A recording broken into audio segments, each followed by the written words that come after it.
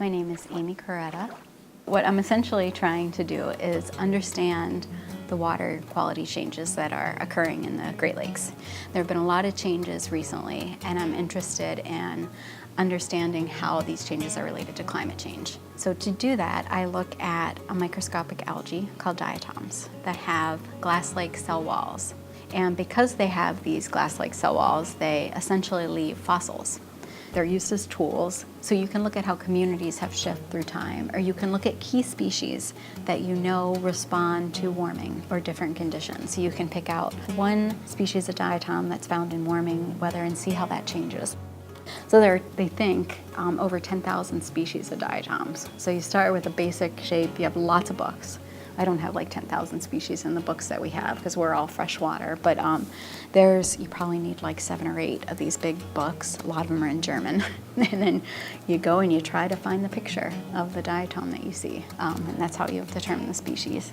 So you can go back and take a core or a sample of lake mud, and you can look at the diatoms that were living during different periods of time. And so you can see how water quality changes because different species live in different water quality.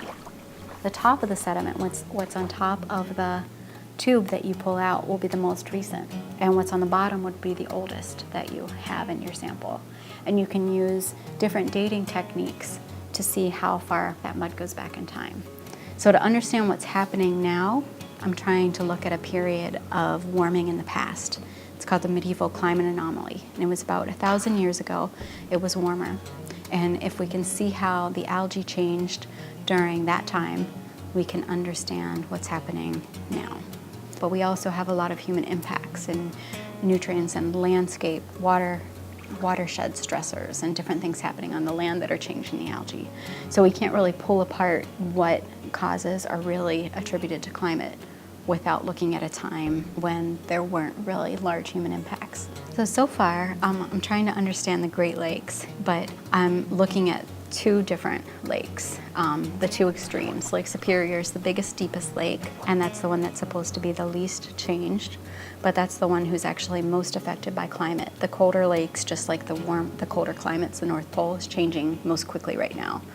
So I'm looking at Lake Superior and comparing that with Lake Erie. And Lake Erie is the shallowest and the most human impact. The Environmental Protection Agency, they have a Great Lakes National Program Office. It's GLMPO is the big monitoring program that they have. And they go twice a year, they take a ship on all the Great Lakes and they sample all around the lakes.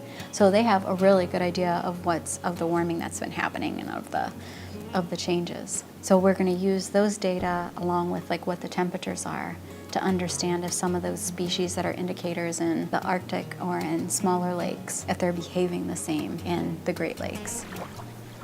Great Lakes are extremely important to 2 countries.